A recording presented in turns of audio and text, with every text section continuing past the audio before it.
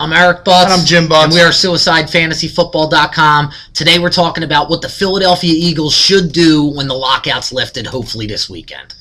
I'm thinking, contrary to popular belief, I don't want Nnamdi Asomugha. I know everybody's clamoring for him. I know everybody wants to get him signed. And believe me, he's a great player. He's the best cornerback out there. Right. But if you ask me, you could have Nnamdi Asomugha, or you could have Jason Babin, you could have Albert Haynesworth, and you could have Joseph, the cornerback from the Cincinnati Bengals, who's a great player. You could have all three of those guys instead of Asomugha. I think I'd take those. I'd rather have Asomugha and Babin and leave Haynesworth being the cancer he is on someone else's team.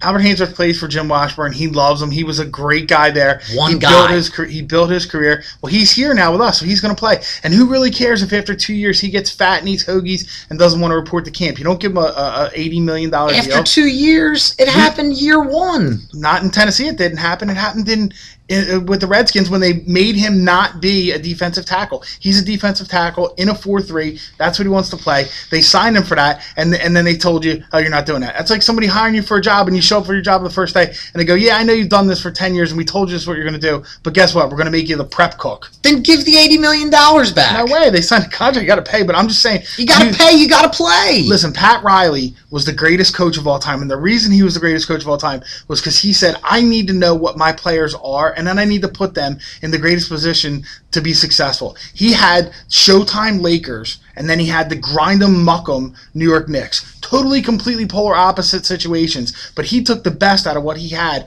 because he was an excellent coach. Mike Shanahan is not that, and he deserves all the credit he gets. All right, well, you want Haynesworth. I don't.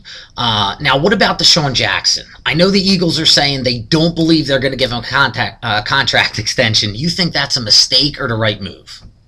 Business-wise, I wouldn't give him a contract extension either.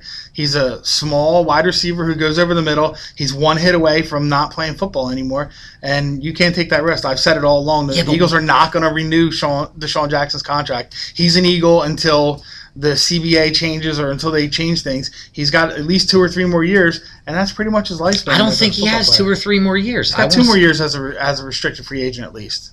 I think that we've been waiting for a receiver like Deshaun Jackson in Philly for years. Keep him. He deserves it. Pay him what he deserves to be paid. Yeah, until he's laying on a stretcher and you got to figure out how to get $35 million off your... Till he's on the Cowboys coming against us, which is probably... And we lay him out. That's the same thing they said about Terrell Owens, and nothing really scared us about that. I want Deshaun Jackson. I don't want Albert Haynesworth. It's because you're a loser. I'm a loser. Signing out, Butts and Butts, SuicideFantasyFootball.com. Check us out on Facebook, Twitter, we're SFF.com, and then also check out our other YouTube videos.